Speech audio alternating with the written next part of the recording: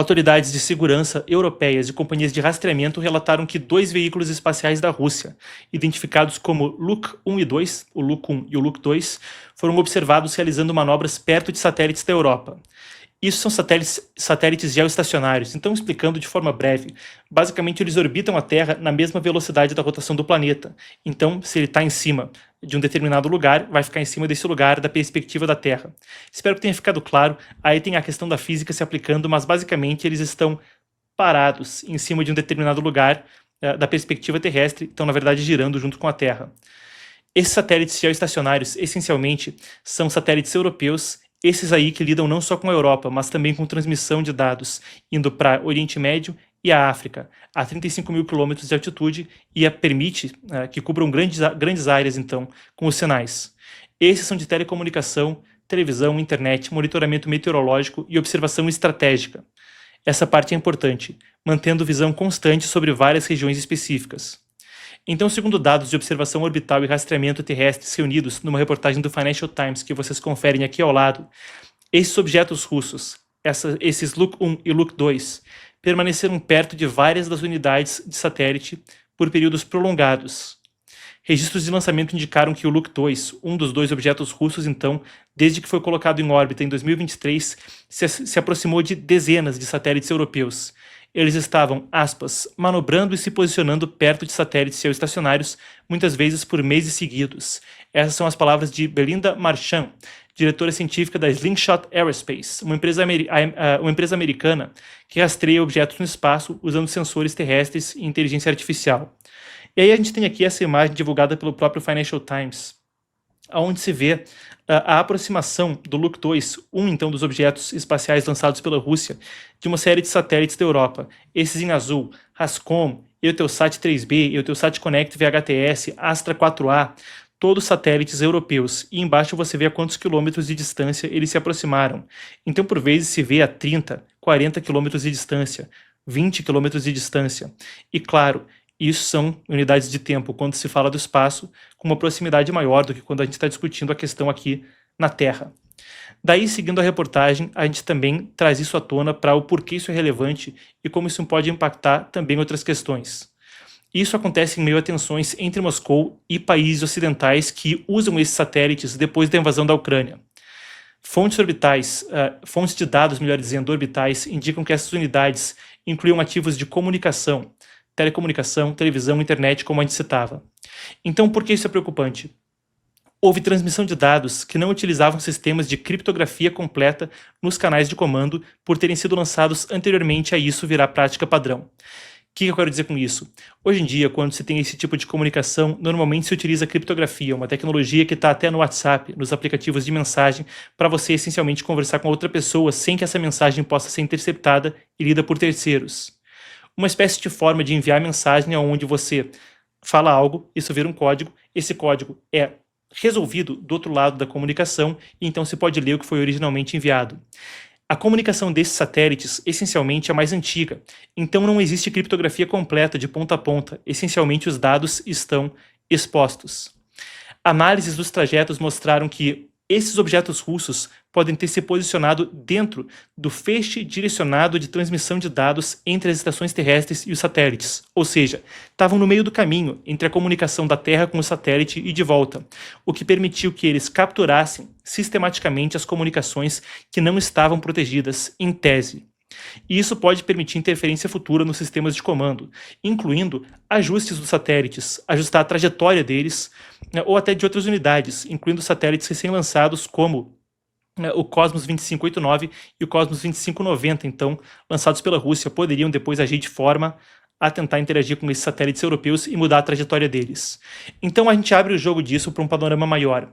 A gente estaria falando de um cenário onde, no caso de um conflito, essas informações poderiam ser depois utilizadas para reduzir conectividade no continente europeu. O que se mostra, a partir da observação, é que manobras próximas aos satélites ocidentais não estão limitadas ao Luk, também com dados indicando que um dos satélites, ou melhor, que novos satélites foram lançados, mas ainda que um dos satélites, o Luk, aparentemente sofreu um evento de fragmentação, tá? Vale a pena acrescentar que um dos objetos parece de alguns meses para cá tá inoperante ou soltando fumaça, indo de um lado para o outro de forma desnorteada. A gente pega o que acontece agora e coloca isso em contexto. Eu quero falar com vocês a respeito das chamadas operações de zona cinzenta. E isso é coisa interessante, porque quando a gente fala a respeito disso, a gente pode partir para o seguinte. Vamos até, corta para mim, vamos falar disso no detalhe. Quando a gente fala de operações de zona cinzenta, a gente está falando a respeito de operações que ficam justamente no meio termo, um negócio que não chega a ser uma guerra aberta, mas não deixa de causar incômodo. Vou dar um exemplo. A gente viu incidentes recentemente onde drones russos entraram no espaço aéreo da Romênia, um enxame, por exemplo, entrou no espaço aéreo da Polônia, e caças europeus, nos dois casos, foram dispensados. Na Romênia, passaram perto dos drones e depois os drones saíram do espaço aéreo romeno, dois países da OTAN, Romênia e Polônia. Na Polônia, o caso foi aonde aviões caças da OTAN chegaram a abater drones russos. Enviar um drone para a Polônia, por exemplo, ou um enxame de drones, é muito barato comparativamente a despachar uma patrulha de caças da OTAN para abater esses drones. É muito mais barato do que, por exemplo, do outro lado, os europeus falarem sobre o desenvolvimento de um escudo antidrone nos países da Europa Ocidental. Esses gastos compostos, financiados ao longo de anos e anos, e que envolvem uma grande quantidade de esforço, energia, dinheiro, etc., são um custo muito maior do que só despachar alguns drones para cruzar a fronteira algumas vezes. E aí se vê como é uma espécie de tática assimétrica, onde causa-se um custo imenso para quem é alvejado, um custo muito pequeno para quem alveja, e pode-se repetir isso longamente. Voltando para o plano aberto, eu quero passar por alguns relatórios para a gente embasar isso e pontuar como isso é uma preocupação crescente. A gente tem aqui Defense in the Grey Zone. Esse é um relatório do Parlamento do Reino Unido que foi divulgado em julho do ano passado, explorando padrões de atividade hostis que incluem manobras de espionagem, coerção, interferência em vários domínios, incluindo espaço, referente aos anos de 2024 e 2025. Esse documento aqui, por exemplo, destaca que estados utilizam métodos que ficam entre os limites da paz e da guerra, justamente aquilo que eu explicava agora a respeito da tática de zona cinzenta, com a ideia sendo, se promove uma escalada de tensão sem provocar uma resposta direta que envolva uma declaração de guerra. Se blinda das consequências. O governo britânico até já respondeu a esse relatório e disse que as Forças Armadas e agências de segurança estão adaptando as capacidades para lidar com ameaças híbridas.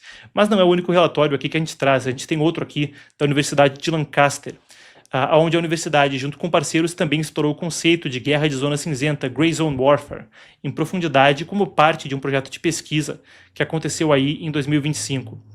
Ele examina como ações que alcançam esse limite da guerra são utilizadas para avançar uma série de objetivos estratégicos e impactar relações internacionais, que são a base do que a gente descrevia agora.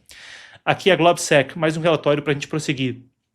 Esse de um think tank da Eslováquia, que fala de 110 incidentes criminosos de zona cinzenta. Mas olha só, incidentes criminosos no sentido de contratar criminosos em diferentes países. Se fala, por exemplo, governo russo contratando criminosos em diferentes países para causar instabilidade interna. Esse aqui rastreia 110 incidentes desse tipo. A Associated Press catalogava pelo menos 59 atos de sabotagem. Ia falar 60, são 59 atos de sabotagem só até o início de 2025, com esse número depois sendo atualizado para mais de 100. Aí entra não só a questão espacial, mas os drones que eu citava, atos criminosos ou incidentes como o corte de cabos submarinos. E uma grande parte dos dados do mundo, a imensa maioria, passa por cabos submarinos. Uma pequena fração é transmitida por satélite e banda larga. Na sequência, a Europa também busca, de certa forma, mitigar essa ameaça quando se fala de gastos com a indústria aeroespacial. O Rheinmetall, Metais da Renânia, grupo alemão de indústria bélica, anunciou que vai expandir as suas atividades para o domínio espacial. O Armin Papka, líder então da empresa, diz que planeja garantir até 300 bilhões de euros em contratos na Europa até 2030 e expandir as atividades da empresa para tecnologias espaciais. Ele quer entrar em programas de satélite mirando aquele aumento de gastos de 2% para 5% em defesa na OTAN, que foi concordado a partir de pressão do presidente americano Donald Trump. Aí a matéria, então, Armin Papka mirando isso aí com a Rheinmetall, conforme empresas de defesa da Europa mais e mais se mobilizam nesse sentido.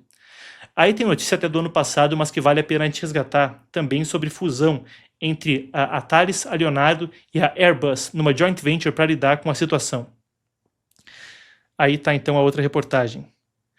Duas matérias de grande relevância conforme a gente aguarda os próximos desdobramentos. Mas